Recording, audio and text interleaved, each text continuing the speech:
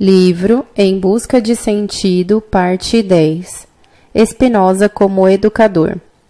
Assim fica evidente que toda tentativa psicoterapêutica ou mesmo psicohigiênica de combater os fenômenos psicopatológicos suscitados no prisioneiro pela vida no campo de concentração necessariamente terá que procurar a reconstrução interior da pessoa, apesar de estar num campo de concentração, procurando fazê-la orientar-se para o futuro, para um alvo no futuro. Instintivamente, um ou outro recluso o fez por si. A maioria dispunha de algo que o sustentava, e geralmente se tratava de um pedaço de futuro. Não deixa de ser uma peculiaridade do ser humano que ele somente pode existir propriamente com uma perspectiva futura. Nos momentos difíceis de sua existência, ele sempre de novo se refugia nessa dimensão futura. Muitas vezes isso pode tomar a forma de um truque. No que tange a mim, lembro-me da seguinte experiência. Quase chorando de dor nos pés lesionados postos em sapatos abertos, num frio terrível e enfrentando um vento gelado, eu ia mancando na longa coluna do caminho de vários quilômetros entre o campo e o local da obra. Meu espírito ocupava-se sem cessar com os milhares de pequenos problemas de nossa mísera vida de campo de concentração. Que vamos comer à noite? Não será melhor trocar a rodela extra de linguiça que talvez receberemos por um pedaço de pão? Será que devo negociar por uma tigela de sopa o último cigarro que me sobrou do prêmio de 2 semanas atrás? Como vou conseguir um pedaço de arame para substituir o que quebrou e que servia para fechar os sapatos? Será que vou me integrar em tempo ao habitual grupo de trabalho no local da obra, ou vou me despachar para outra turma com capatazes brutais e violentos? E que poderia eu fazer para cair no agrado de determinado capo, que me poderia proporcionar a imensa felicidade de ser utilizado como trabalhador de depósito no próprio campo de concentração, de modo que não precisasse mais acompanhar diariamente essa marcha terrível? Já me causa repugnância essa compulsão cruel que força os meus pensamentos a se atormentar diária e constantemente só com esse tipo de problema. Eis que então aplico um truque. Vejo-me, de repente, ocupando a tribuna de um grande auditório magnificamente iluminado e aquecido. Diante de mim, um público a ouvir atento, sentado em confortáveis poltronas. Enquanto vou falando, dou uma palestra sobre a psicologia do campo de concentração e tudo aquilo que tanto me tortura e oprime acaba sendo objetivado, visto o descrito da perspectiva mais alta da ciência. Através desse truque consigo alçar-me, de algum modo, acima da situação, colocar-me acima do tempo presente e de seu sofrimento, contemplando-o como se já estivesse no passado e como se eu mesmo, com todo o meu tormento, fosse objeto de uma interessante investigação psicológica científica, por mim mesmo empreendida. Diz Spinoza em sua Ética: a emoção que é sofrimento deixa de ser sofrimento no momento em que dela formamos uma ideia clara e nítida. Ética, 5ª parte, do poder do espírito ou a liberdade humana, sentença 3ª. Quem não consegue mais acreditar no futuro, seu futuro, está perdido no campo de concentração. No futuro, tal pessoa perde o apoio espiritual, sucumbe interiormente e decai física e psiquicamente. Geralmente isso acontece de forma até bastante repentina, numa espécie de crise, cujos sintomas o recluso relativamente experiente conhece muito bem. Cada um de nós temia aquele momento em que se manifestava pela primeira vez essa crise. Não em si próprio, pois então já teria sido indiferente, e sim em seus amigos. Geralmente essa crise se configurava da seguinte maneira. A pessoa em questão, certo dia, ficava simplesmente deitada em seu barracão e ninguém conseguia persuadi-la a botar a roupa, ir ao lavatório ou mesmo a se apresentar na formatura de chamada. Nada mais surtia efeito, nada lhe metia medo, nem súplicas, nem ameaças, nem golpes, tudo em vão. O sujeito simplesmente ficava deitado, não se mexia, e quando uma doença provocava essa crise, a pessoa se negava inclusive a ser transportada para o ambulatório ou tomar qualquer medida em prol de si mesma. Ela entrega os pontos. Fica deitada até nas próprias fezes e urina, pois nada mais lhe interessa. Certa vez vivenciei de forma dramática a importância da relação existente entre esse perigosíssimo entregar os pontos, o deixar-se cair, por um lado, e a perda da vivência em função do futuro, por outro.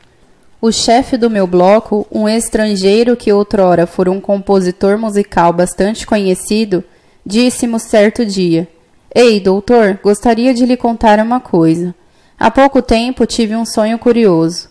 Uma voz me disse que eu poderia expressar um desejo, que poderia dizer o que gostaria de saber e ela me responderia qualquer pergunta.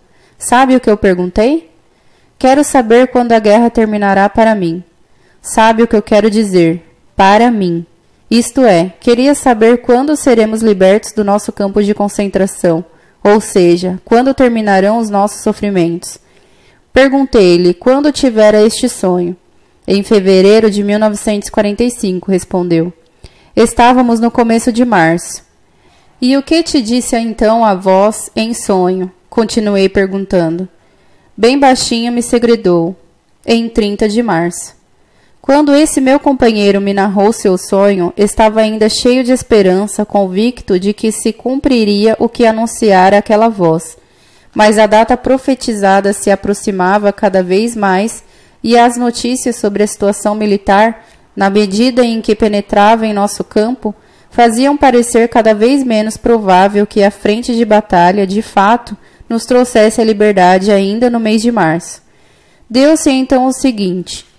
Em 29 de março, aquele companheiro foi repentinamente atacado de febre alta. Em 30 de março, no dia em que, de acordo com a profecia, a guerra e o sofrimento para ele chegariam ao fim, ele caiu em pleno delírio e finalmente entrou em coma. No dia 31 de março, ele estava morto. Falecera de tifo exantemático. Quem conhece as estreitas relações existentes entre o estado emocional de uma pessoa e as condições de imunidade do organismo, compreenderá os efeitos fatais que poderá ter a súbita entrega ao desespero e ao desânimo. Em última análise, meu companheiro foi vitimado porque a sua profunda decepção pelo não cumprimento da libertação pontualmente esperada reduziu drasticamente a capacidade imunológica do seu organismo contra a infecção de tifo exantemático já latente. Paralisaram-se sua fé no futuro e sua vontade de futuro, acabando seu organismo por sucumbir à doença. Assim, a voz do seu sonho acabou prevalecendo. Esse caso isolado e as conclusões dele tiradas coadumam-se com outras observações para a qual o médico-chefe do nosso campo chamou a minha atenção certa vez. Na semana entre o Natal de 1944 e o Ano Novo de 1945, irrompeu uma mortandade jamais vista anteriormente no nosso campo de concentração. Também o médico-chefe foi de opinião de que as causas da mesma não estavam no agravamento das condições de trabalho ou de alimentação, ou numa eventual alteração climática ou mesmo novas epidemias. Antes, a causa dessa mortandade em massa devia ser procurada exclusivamente no fato de a maioria dos prisioneiros ter se entregue à habitual e ingênua esperança de estar de volta em casa já para o Natal. Como, porém, as notícias dos jornais fossem tudo menos animadoras, ao se aproximar aquela data, os reclusos foram tomados de desânimo e decepção geral, cuja perigosa influência sobre a capacidade de resistência dos prisioneiros se manifestou justamente também naquela mortandade em massa daquele período. Dissemos acima que toda tentativa de restabelecer interiormente as pessoas no campo de concentração pressupõe que consigamos orientá-las para um alvo no futuro. A divisa que necessariamente orientou todos os esforços psicoterapêuticos ou psicohigiênicos juntos aos prisioneiros talvez encontre sua melhor expressão nas palavras de Nietzsche. Quem tem por que viver, aguenta quase todo como. Portanto, era preciso conscientizar os prisioneiros, à medida que era dada a oportunidade, do porquê de sua vida, do seu alvo, para assim conseguir que eles estivessem também interiormente à altura do terrível como da existência presente, resistindo aos horrores do campo de concentração. E, inversamente, ai daquele que não via mais uma meta de vida diante de si, cuja vida não tinha mais conteúdo, mas perdia o sentido de sua existência e, assim, todo e qualquer sentido para suportar o sofrimento. Essas pessoas perdiam a estrutura e sucumbiam muito cedo. A expressão típica com que replicavam a toda e qualquer palavra animadora era sempre a mesma. Não tenho mais nada a esperar da vida. Como se reagirá a essa atitude? Título: Perguntar pelo sentido da vida. O que se faz necessário aqui é uma viravolta em toda a colocação da pergunta pelo sentido da vida. Precisamos aprender e também ensinar as pessoas em desespero que, a rigor, nunca e jamais importa o que nós ainda temos a esperar da vida, mas sim exclusivamente o que a vida espera de nós. Falando em termos filosóficos, poder-se-ia dizer que se trata de fazer uma revolução copernicana. Não perguntamos mais pelo sentido da vida, mas nos experimentamos a nós mesmos como os indagados, como aqueles aos quais a vida dirige perguntas diariamente e a cada hora, perguntas que precisamos responder, dando a resposta adequada não através de elucubrações ou discursos, mas apenas através de ação, através da conduta correta.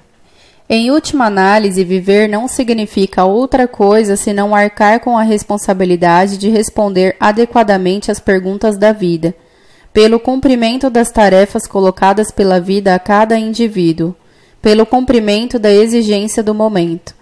Essa exigência, e com ela o sentido da existência, altera-se de pessoa para pessoa e de um momento para o outro. Jamais, portanto, o sentido da vida humana pode ser definido em termos genéricos. Nunca se poderá responder com validade geral à pergunta por esse sentido. A vida, como a entendemos aqui, não é nada vago, mas sempre algo concreto, de modo que também as exigências que a vida nos faz sempre são bem concretas.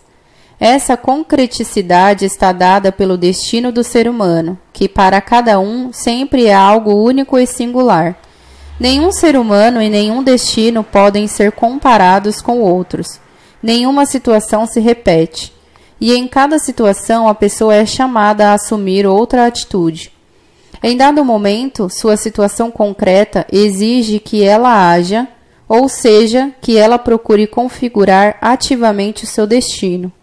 Em outro momento, que ela aproveite uma oportunidade para realizar valores de vivência, por exemplo, sentindo prazer ou satisfação. Outra vez que ela simplesmente assuma o seu destino. Mas sempre é assim que toda e qualquer situação se caracteriza por este caráter único e exclusivo, que somente permite uma única resposta correta à pergunta contida na situação concreta. Quando o homem descobre que seu destino lhe reservou um sofrimento, tem que ver neste sofrimento também uma tarefa sua, única e original. Mesmo diante do sofrimento, a pessoa precisa conquistar a consciência de que ela é única e exclusiva em todo o cosmo dentro deste destino sofrido. Ninguém pode assumir dela o destino, e ninguém pode substituir a pessoa no sofrimento. Mas na maneira como ela própria suporta este sofrimento, está também a possibilidade de uma realização única e singular. Para nós, no campo de concentração, nada disso era especulação inútil sobre a vida.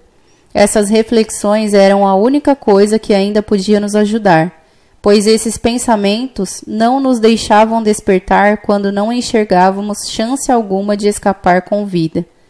O que nos importava já não era mais a pergunta pelo sentido da vida, como ela é tantas vezes colocada, ingenuamente, referindo-se a nada mais do que a realização de um alvo qualquer através de nossa produção criativa. O que nos importava era o objeto da vida naquela totalidade que inclui também à morte e assim não somente atribui sentido à vida, mas também ao sofrimento e à morte. Esse era o sentido pelo qual estávamos lutando. Título: Sofrimento com realização.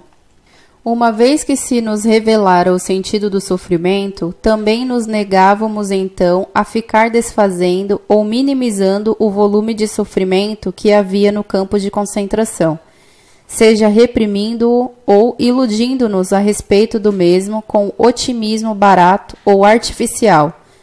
Para nós também o sofrimento passara a ser uma incumbência cujo sentido não mais queríamos excluir.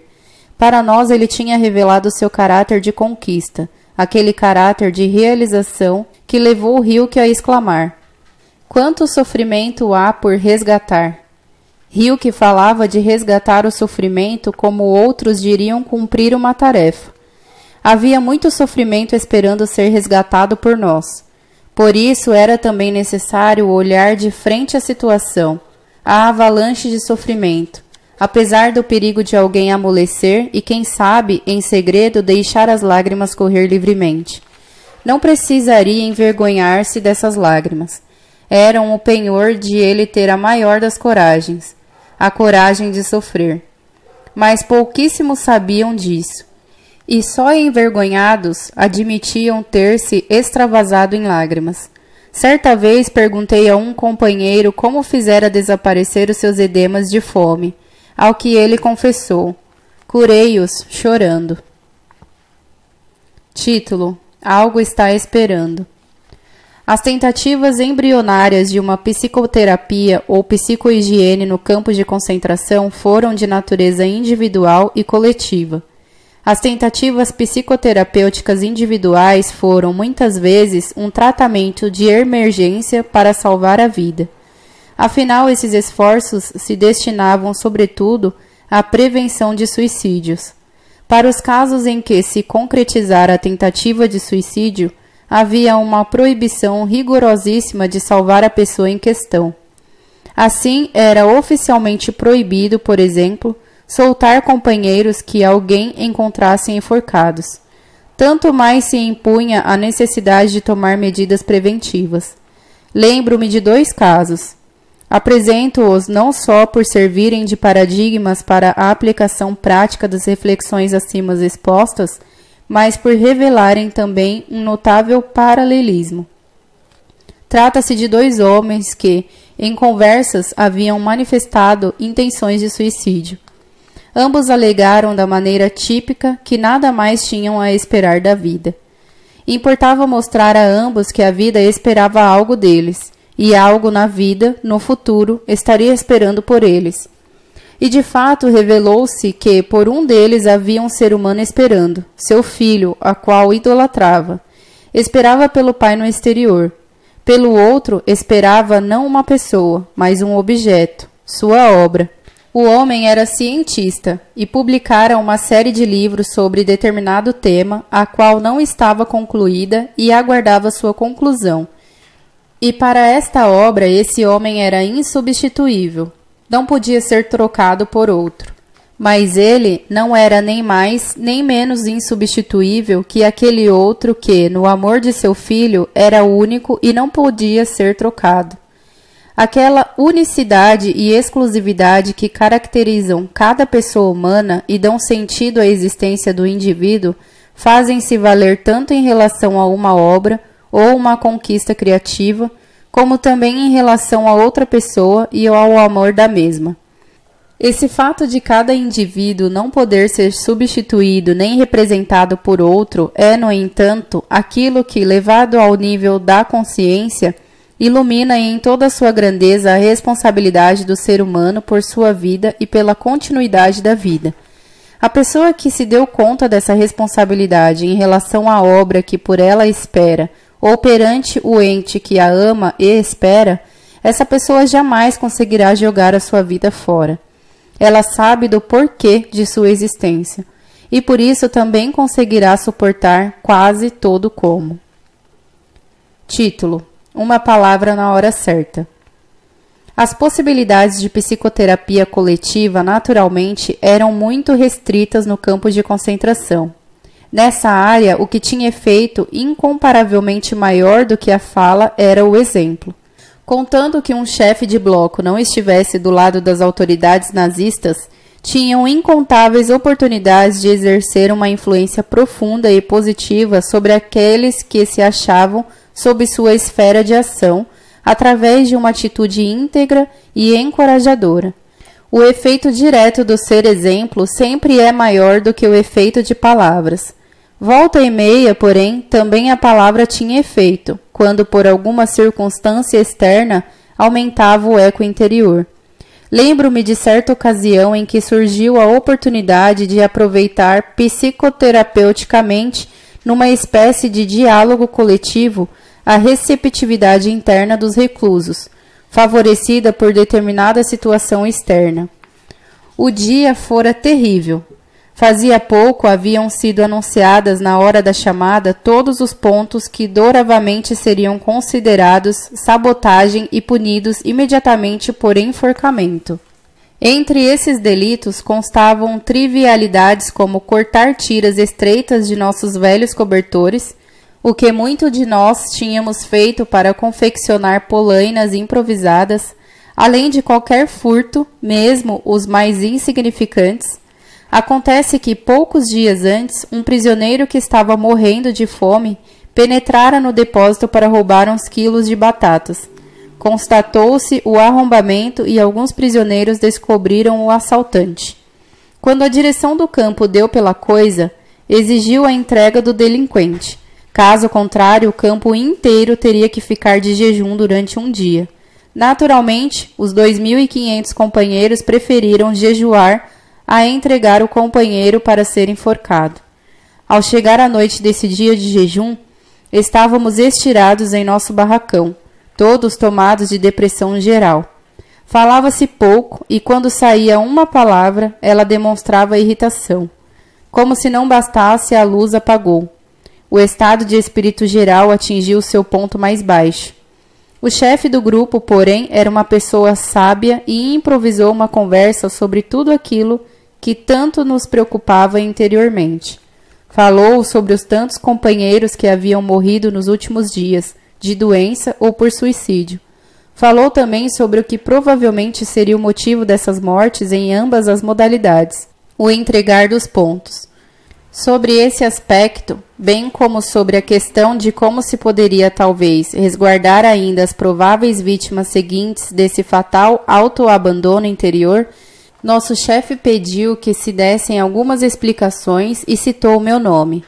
Ora, o meu estado de espírito naquele momento nem de longe era de dar explicações psicológicas ou qualquer consolo psicoterapêutico para os meus companheiros de barracão, numa espécie de aconselhamento médico-pastoral.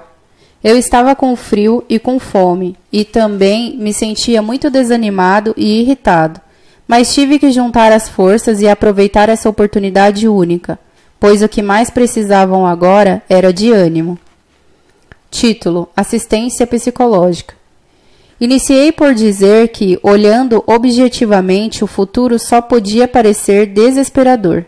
Admiti que cada um de nós podia calcular para si mesmo como eram mínimas as chances de sobrevivência. Ainda não chegara ao campo a epidemia de tifo exantemático. Mesmo assim, estimei em 5% minhas chances de sobreviver. E disse isso a eles. Lhes disse também que, no que dependesse de mim, não perderia a esperança nem desistiria de lutar, pois ninguém conhece o futuro. Nenhuma pessoa sabe o que talvez lhe ocorrerá dentro de uma hora. Não podíamos esperar novidades militares sensacionais para o dia seguinte, e ninguém melhor do que nós, com longa experiência de campos de concentração, para sabê-lo. Mas muitas vezes surge de repente uma grande chance, no mínimo para um de nós, ser destacado para um reduzido transporte destinado a um comando especial com condições de trabalho excepcionalmente favoráveis, coisas que às vezes eram um anseio e a maior felicidade do recluso. Mas não falei somente do futuro e da penumbra em que esse felizmente estava envolto, nem fiquei apenas no presente com todo o seu sofrimento. Falei também do passado. com todas as suas alegrias e da luz que ele ainda lançava para dentro das trevas dos nossos dias. Citei o poeta que diz: aquilo que viveste nenhum poder do mundo tirará. Aquilo que realizamos na plenitude da nossa vida passada, na abundância de suas experiências, essa riqueza interior nada nem ninguém nos podem tirar.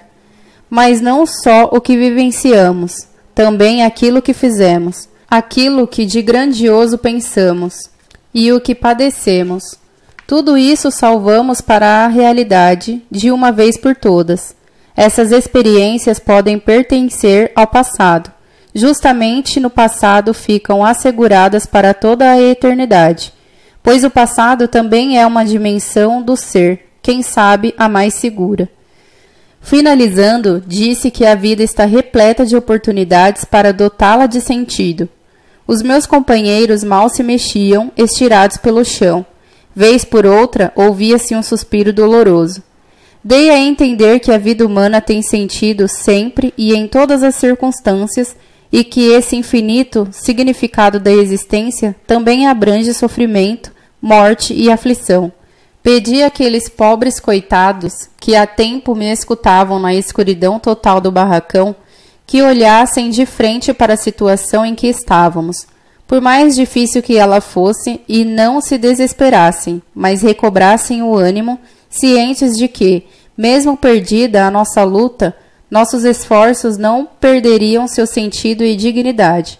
Cada um de nós, disse-lhes eu, nesses momentos difíceis e mais ainda na hora derradeira que se aproxima para muitos de nós, se encontra sob o olhar desafiante de um amigo ou de uma mulher, de um vivente ou de um morto, ou sob o olhar de Deus. Ele espera que não o decepcionemos e que saibamos sofrer e morrer, não miseravelmente, mas com orgulho. Encerrando, falei do nosso sacrifício. Disse que ele tem sentido em todo e qualquer caso. Disse que a natureza do sacrifício implica ser ele vivido na primícia de que, nesse nosso mundo, no mundo do êxito, nada se alcança com ele. Não vem ao caso se o sacrifício é feito em prol de uma ideia política ou se trata da abnegação de uma pessoa em favor da outra. Claro, aqueles que fossem crentes no sentido religioso puderam entendê-la com facilidade. Mencionei aquele companheiro que, no início de sua estada no campo de concentração, propusera ao céu um pacto, que seu sofrimento e morte poupassem de uma morte atormentada a pessoa por ele tão amada.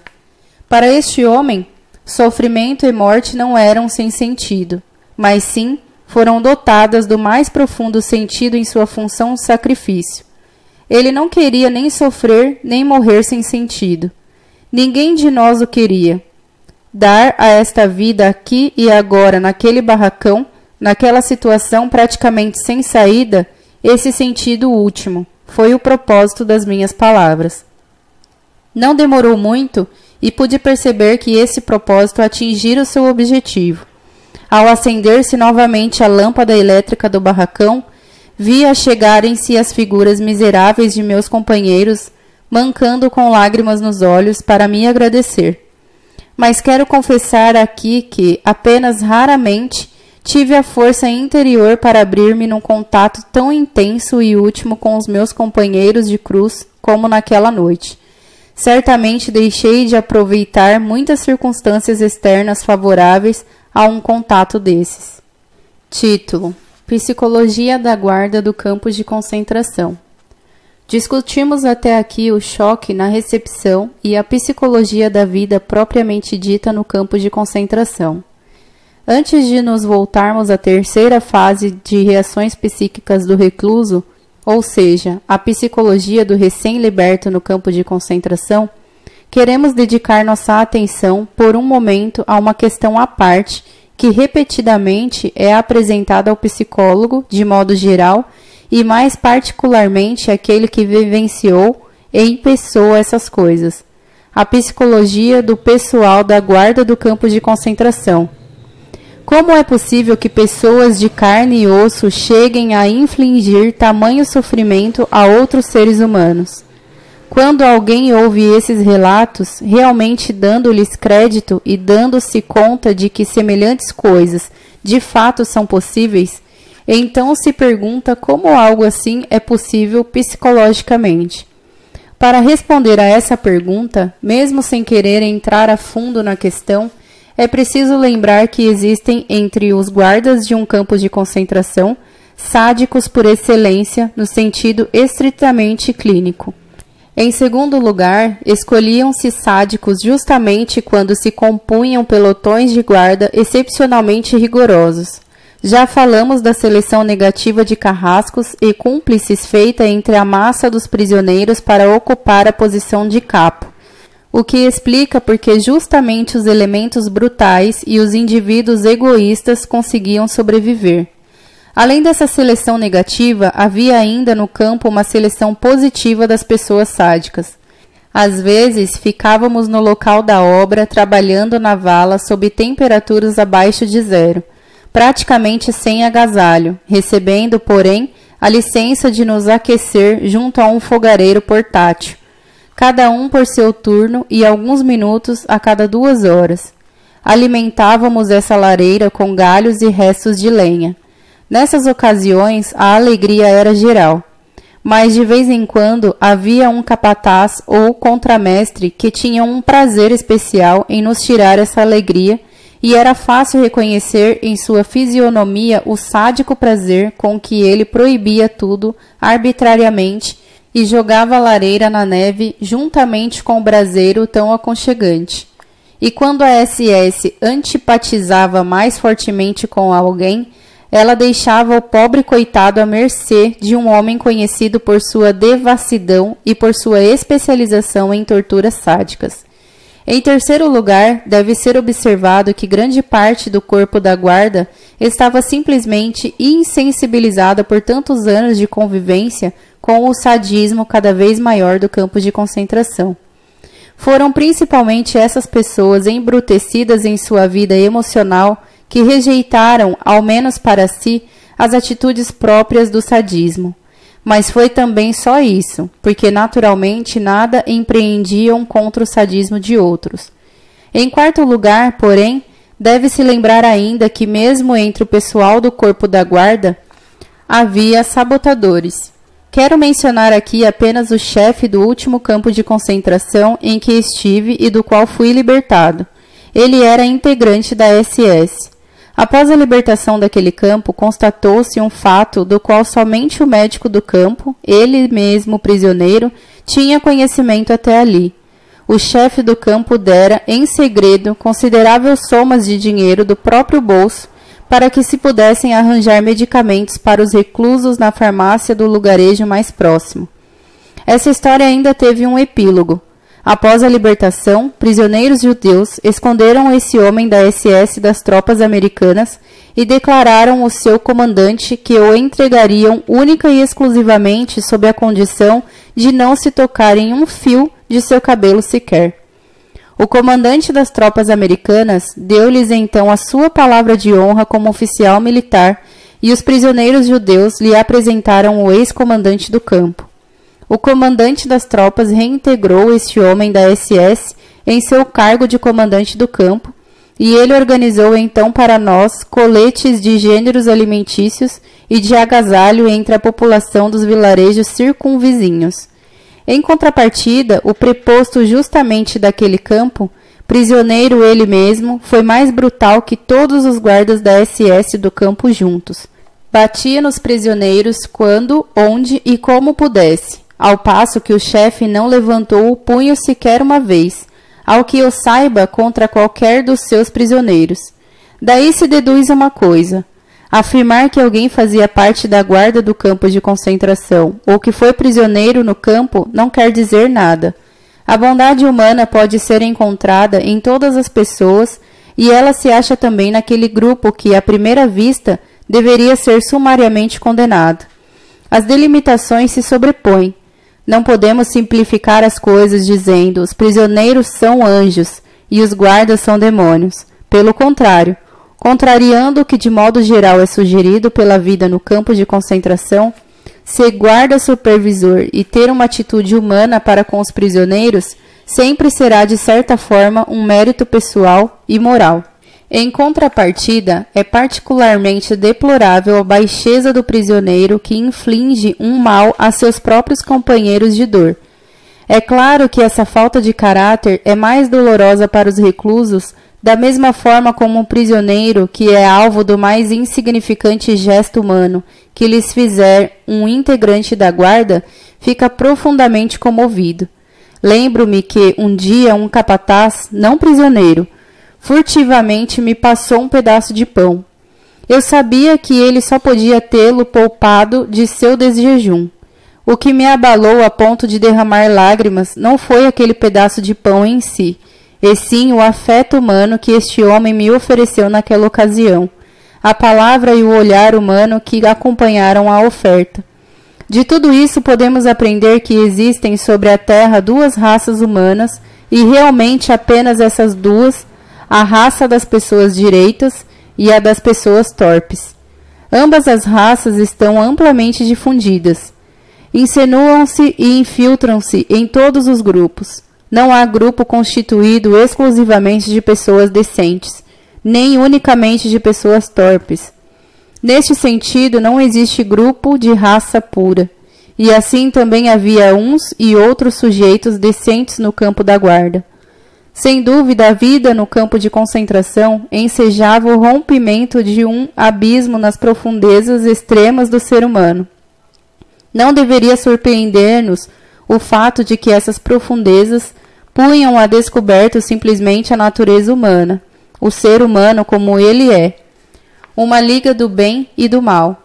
A ruptura que perpassa toda a existência humana e distingue bem e mal, alcança mesmo as mais extremas profundezas e se revela até no fundo desse abismo aberto pelo campo de concentração. Ficamos conhecendo o ser humano como talvez nenhuma geração humana antes de nós. O que é então o ser humano? É o ser que sempre decide o que ele é. É o ser que inventou as câmaras de gás, mas é também aquele ser que entrou nas câmaras de gás, ereto, com uma oração nos lábios.